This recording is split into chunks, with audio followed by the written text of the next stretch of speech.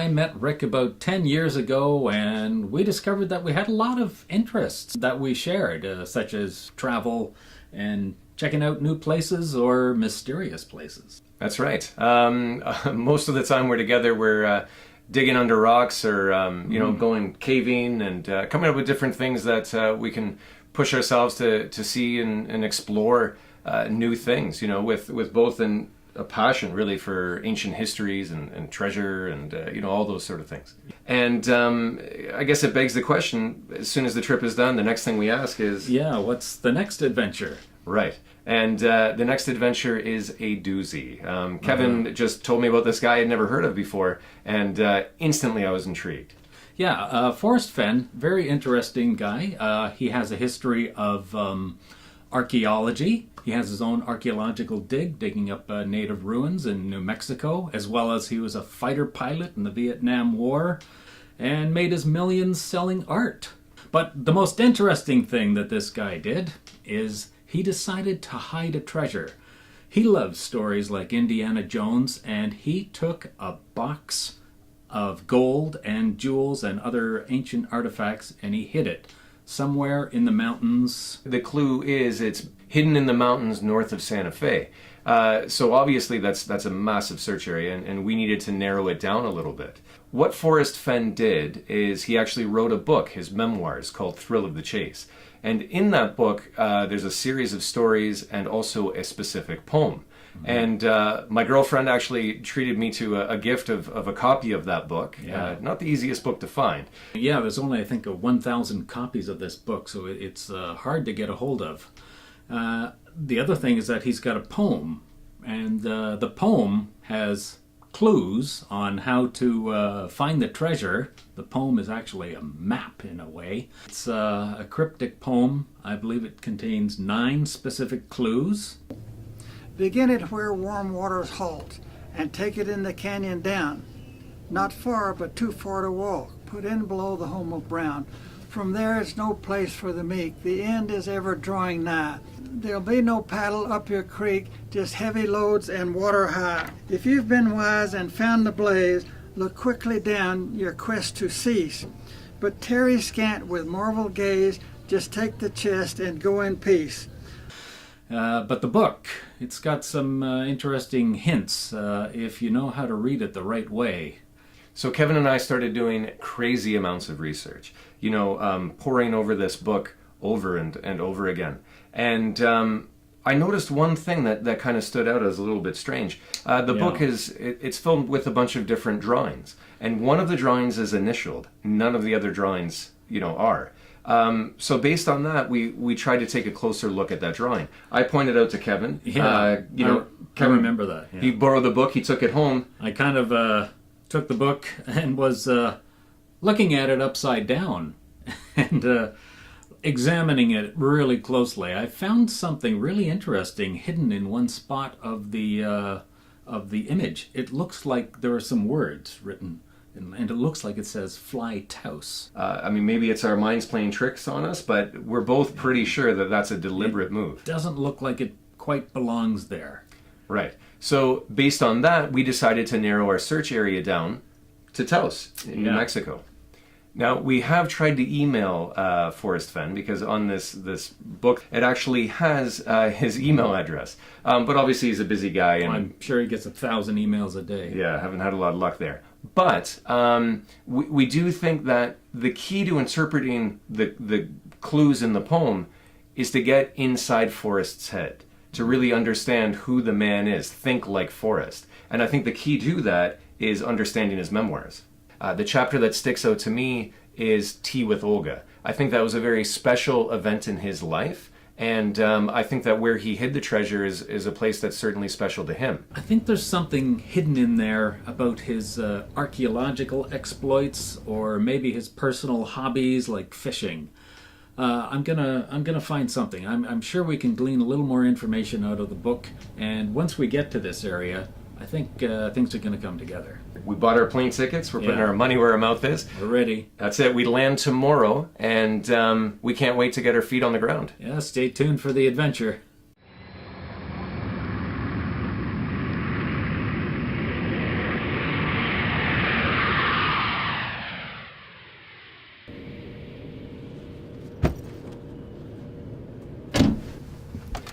All right. Well, we finally made it. We're here in Santa Fe at the hotel. Yeah, 5-hour delay. Yeah, but it was worth it because something incredible happened while we were on that flight. Yeah, I paid $9 for internet so I could use my iPad. Best $9 ever. We tried earlier to contact Forrest Fenn with no response, but this time, while we're flying, he emailed us back and agreed to meet us for an interview. Unbelievable. I was taking a nap. Kevin woke me up and said, look who I got an email from. A last-ditch effort, he emailed him again, and this time Forrest wrote back. So that's what we're going to do. We're going to meet up with Forrest Fenn at a local bookshop, and we're going to have a quick impromptu interview. And we've got a bit of a strategy going into this. Yeah, I think I'm just going to ask more questions about Forrest Fenn and all his interests and hobbies, because I know he loves archaeology and he's got some great stories, and I want to hear them. And I'm going to ask about the treasure in kind of a roundabout way. I'm going to ask some questions that we have about the book, things that we noticed, and see if we can get a little bit more information out of him that maybe helps us towards our treasure hunt. Yeah. So we'll see you there at the interview at the bookstore. I came here today to meet with a couple of guys from Canada so that we could make a documentary. Well, so first off, Kevin and I would like to say thank you. The whole reason that we planned this trip and we came down here to New Mexico, we're having a great time so far, was because of your book and obviously the treasure hunt in the poem. My pleasure, sir. Having gone through the book, of those drawings, I notice only one of them has initials beside it. That's the one with the airplane diving? Yes. So those drawings, they aren't all done by the same artist? There's different artists who Except contributed? that one. Except that one. He's the one that's different. Okay. Interesting. In 1988, I was diagnosed with everybody thought was terminal cancer. I lost a kidney, and a 1-hour operation turned into 5. And my doctor told me that I had a 20% chance of living 3 years. Well, it took me a couple of weeks for that to soak in, and finally I decided that if I've got to go, who says I can't take it with me? I don't subscribe to all these things I've heard all my life. So I got this little treasure chest, and I started filling it up with wonderful things, primarily gold. And I've had so much fun collecting things over 75 years of actively collecting that if I've got to go, why not let somebody else go out and find my treasure chest and have as much fun doing that as I've had collecting these things. That was one of my motivations, but we're an obese society today. I wanted to get them out into the sunshine, smell what it's like to be I want to turn over a rotten log and see what's under it. Rick and I will be searching for the treasure, and if we happen to find it, we'd like to return that little bracelet that we've heard you speak about. Well, if you find that treasure chest, don't forget that I get 10% because I'm the one that hit it, remember? Well, you can help us sell the gold. That's right. It'll be hard to get it through the airplane and across the border, you know. Well, that treasure chest is 10 inches by 10 inches and it weighs 42 pounds. There are 20.2 troy pounds of gold in that treasure chest. It's heavy. It was so heavy that I was 79 or 80 years old when I hid that thing, and I had to make 2 trips from my car to where I hid that thing because it was that heavy for me. Oh, well, I'm going to make him carry it all. Don't trust him. But that bracelet, why is that so important to you? You seem to have a real attachment to it. Well, I was getting ready to close that treasure chest. I had it full of, there's 265 big gold coins. There's hundreds and hundreds of gold nuggets. 2 of them are as big as a chicken egg. And I had there's some beautiful little ancient Chinese jade carvings and a Tyrone and sinew necklace that's 2,000 years old. I mean, wonderful things in that necklace. But I wasn't in the treasure chest, and I looked around because I wanted to be in that treasure chest with all that stuff. So I looked at that bracelet and I said, well, I really didn't want anything in there that was cheap. And this was silver. It was nearly everything in that chest is gold. But I said, if I put that bracelet in there, something that I really enjoy, and I'll miss it a lot, but I said, I can say that part of me is in that treasure chest. And I put it in there, I closed the lid, and I just smiled I was very proud of myself It belongs to history now. Do you think anybody has found it yet, or do you think it's still out there? Nobody has found it. You're not going to find a treasure unless you decipher the 9 clues in the poem. And I wrote a blog this morning that says that poem is a map, and it'll take you to the treasure if you can follow its directions. It's difficult to follow, but it isn't impossible. You don't have to be lucky to find a treasure. Okay. You have to be smart. You have to read the poem and comprehend what the clues mean. Right. If you don't have the first clue, you don't have anything. All right, well, we just finished our interview with Forrest Fenn. Kevin? That was amazing. What a treat to meet Forrest Fenn. Super nice guy. So where are we headed now? We're on the road to Taos. Beautiful view. Yeah, I've been out here a lot, just looking at the view. Nice. A lot of birds here. My bird view. It's actually pretty cold this morning. Oh my gosh! Last night I went out to get the one of the tripods. I touched the metal. It was so cold. It's crazy how hot during the day it gets, and then at night it's like near freezing. Yeah, you know? you have to dress for 2 time zones, Lots or of layers, temperature yeah. zones. But we'll be cooking by noon. Yeah. But before we go, let's head over to that Rio Grande Gorge Bridge. Yeah, I'd like to see it. Forrest had mentioned something about it. Why don't we... Yeah, he said we should go. It's a heck of a view, yeah. Just for the view.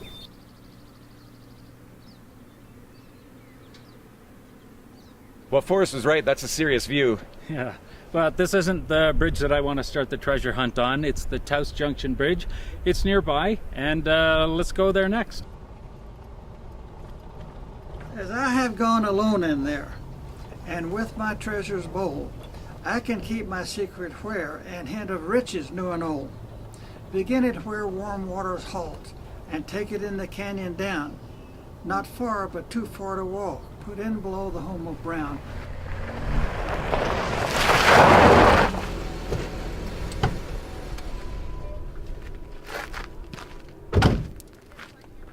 I know you love fishing. My father, he used to take the whole family way up in the woods, and he always wanted to find the fishing hole that nobody had been to. What are some of your favorite fishing areas in New Mexico? The Pecos River is a wonderful little fishing stream. But if you get up into northern New Mexico, in the trees and the hills, then there's lots of little streams, and all of them have fish in it. I was a professional fishing guide at age 13. This is the Taos Junction Bridge. I believe this is where warm waters halt, for a very specific reason. Now, Forrest Fenn is an avid fisherman. New Mexico is the only state whose fishing regulations, indicate fishing waters as warm waters. Now, special trout waters are above Taos Junction Bridge, and warm waters are below. So I believe this is where warm waters halt. We're right about here. This is the Taos Junction Bridge, and I want us to get down here. This is the Arroyo Hondo Canyon, and I think that's where we need to go do some searching. Okay, Rick. Hondo Canyon is just a few miles or so below the Taos Junction Bridge, which makes it not far, but too far to walk. And just before we get there, I want to pull over and show you a spot alongside the Rio Grande that I believe is the home of Brown, which makes Hondo Canyon the spot to put in. We are just about to enter Hondo Canyon, and I think this is the home of Brown. Massive amounts of brown rock. In ancient times, the Puebloans would scrape the patina off these rocks to use it in their pottery and artwork. So we're going into Hondo Canyon, below the home of Brown.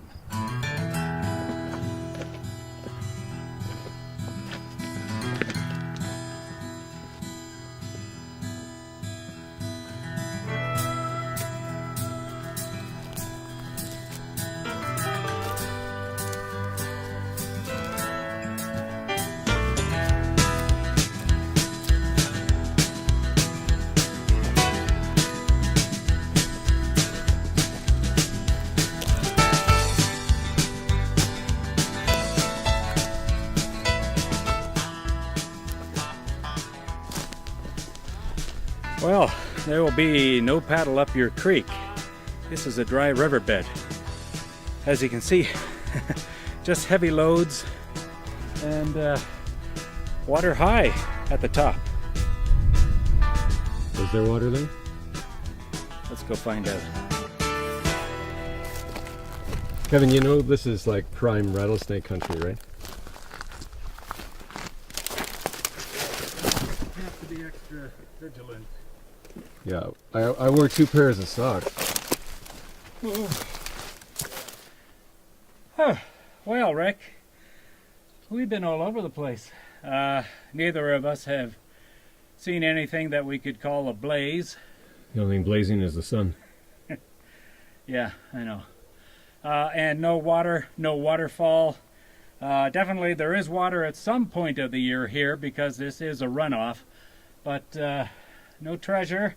There is a treasure trove of minerals here, though. But not the treasure we're looking for. Always the optimist. I think we're done for our hike today. Let's try your idea tomorrow.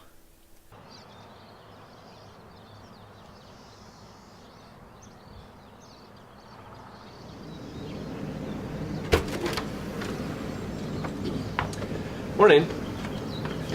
We somehow managed to survive Kevin dragging us into Snakebite Canyon yesterday. You don't like snakes, Rick? Not when there's a million places that they can hide. But today, I'm hoping that we have a little bit more luck. We're going to follow my version of my interpretation of the poem and the clues. And to do that, we need to head over to Taos Pueblo. Oh yeah, I want to see that. The Pueblo should be fascinating. Taos Pueblo, it's kind of magic there, you know. There's a little stream of water that runs past Taos Pueblo, and that's a reason to build your pueblo there. Very interesting. A lot of great stories have come out of there. Yeah. Well, it's worth a trip. Here we are at the Taos Pueblo. Now, there's many pueblos, but this one is very significant because it's a World UNESCO Heritage Site. And the reason for that is it's the longest continuously inhabited place in the United States. In fact, hundreds of years before Europe was pulling itself out of the Dark Ages, this area was inhabited. It's a very sacred area. That mountain back there, that's Pueblo Peak, also known as Taos Mountain. And it's sacred because behind it, there's something called the Blue Lake. And essentially, to the natives, that's their Garden of Eden. It's the source of all life, making this a very spiritual place. In fact, it's the only place in all of America that land was given back to the natives because of spiritual reasons. And that happened in 1970 with a bill that was passed by Nixon. As well, this area was the focal point for Vasquez de Coronado's expedition, the Spanish, when they came in looking for the 7 cities of Cibola, which is the 7 cities of gold. A chapter that sticks out to me in The Thrill of the Chase is Tea with Olga. That's a great story, isn't it? It is. See, Olga lived next door to my gallery. She owned a little house there. Olga knew that I wanted to expand my gallery, and the only place to expand it was through her property. And she called me on the phone one day. She said, "Forrest, can you come see me?" And I said, "Yeah." And I went over there with her. Her lawyer was there. And she said, "Forrest, I'm dying of cancer." She said, "I will write into my will that you can have my property at its appraised value if you'll spread my ashes over Taos Mountain from your airplane." We signed a little piece of paper that said that, and we did that. Now, why did she choose Taos Mountain for her ashes to be spread? She told me that her father's ashes were on Taos Mountain, and she wanted to go back and be with her father. One thing that stuck out to me was you mentioned you and her had a ritual of drinking tea together. And you mentioned very specifically green tea, black tea, you know. Was that a very important thing that you two shared, or why were you so sort of... You're asking me to put an X on a map, isn't it? Yeah. You say, next question. It was a special memory that you shared with her, Yeah. the tea drinking? Olga was special. Yeah. Okay. That area back there, very, very spiritual. And that is the Taos Mountain where Fenn spread Olga's ashes. And so I think his tea drinking was warm waters flowing. And when she passed away, that's when warm waters halted. So I think it's his way, that's the little clue, that that section, that mountain, is where warm waters halt. Now, of course, this is the most significant pueblo, and a pueblo is adobe homes, which is made of clay and straw, and all brown homes. Put in below the home of Brown. For this area we're going to search, this is our home of Brown. Begin it where warm waters halt, and take it in the canyon down. Not far, but too far to walk. Put in below the home of Brown. There is a canyon just to the east of the Taos Pueblo. However, only natives of the pueblo itself are allowed to go there because it's sacred. If you want to find another canyon below the home of Brown, take it in the canyon down, that leads us here to the Taos Canyon, which is following Highway 64, and on a map is just a little bit south of the pueblo itself. Now, it's not too far, but too far to walk because you're not able to walk through the native lands to get here. So we've driven our way down, and the next clue, there is no place for the meek. Well, we'll show you in a second what we think that means. The river behind me is the Rio Fernando, or the Fernando River. Now, this river follows all the way along the Taos Canyon. Now, it's significant because Fernando in Spanish actually means brave or conqueror. It's no place for the meek, it's a place for someone who's brave. Now, the Taos Canyon is made up of smaller individual canyons, and it's one of those that we're heading to next. From there is no place for the meek. The end is ever drawing nigh. You can see behind me there's a sign that says Casita de Piedra. Now, that's significant because that means home of stone. And in the chapter Tea with Olga, Forrest Fenn refers to Olga's home as her little casita. And he doesn't often use Spanish words in the book, so I feel like that's a bit of a hint. So we followed the Rio Fernando, the river that's brave, and that has led us to this part of Taos Canyon, which is actually called the Hanging Tree Canyon. The end is ever drawing nigh at the end of a noose of the hanging tree. That leads us into the Casita Canyon, where we're headed next.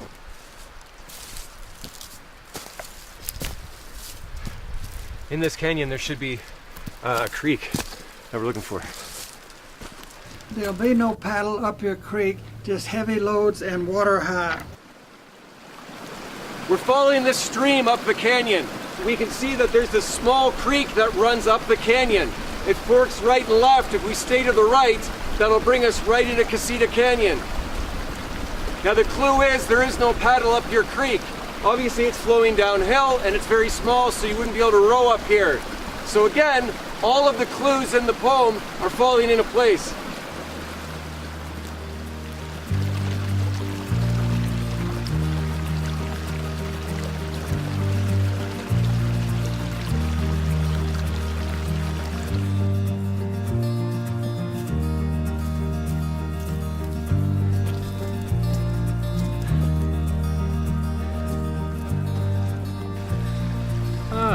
Okay, I guess we better be careful now. This is definitely some bear droppings. Bears love to eat nuts and seeds and berries, whatever they can find in the forest, and that's what it looks like. So we got to keep an eye out from now on.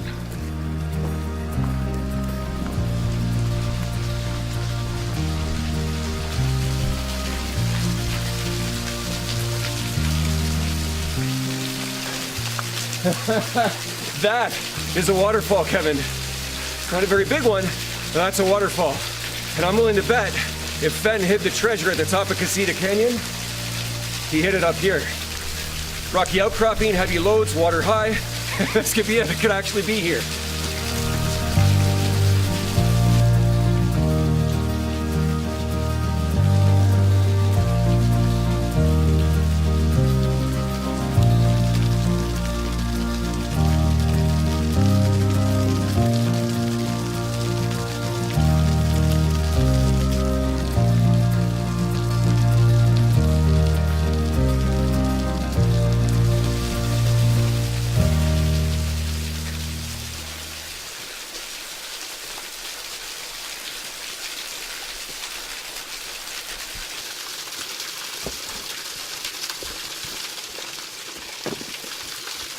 Let's start digging. Just turn over some rocks. I'm sure it's got to be here somewhere.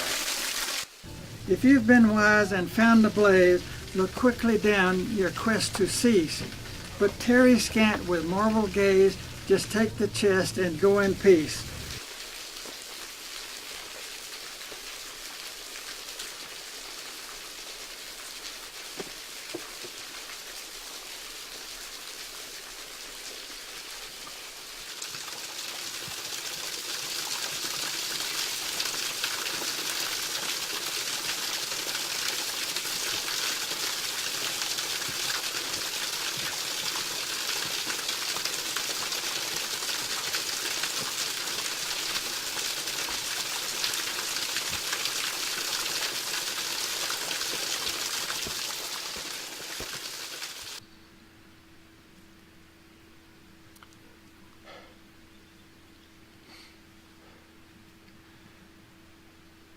It's not there. It's your fault. You're an idiot. He looked at the map upside down. We're lost. No, seriously though, we dug under everything. There's no blaze. Couldn't find a blaze. There was a fire pit. But I mean, Yeah. I was so sure. You know, all of the clues in the poem Well, lined up every step of the way. Yeah, it really did line up. But that's the thing about that poem, you know, is it's vague enough that there's a lot of different ways you can interpret it, and that's, I'm sure, why it hasn't been found Yeah, yet. it could mean just about anything. But like Forrest wrote in my book, keep on looking. Fenn's treasure, it's out there somewhere. So why is it that I must go and leave my trove for all to seek? The answers I already know. I've done it tired and now I'm weak. So hear me all and listen good. Your effort will be worth the coal. If you've been brave and in the wood, I give you title to the gold.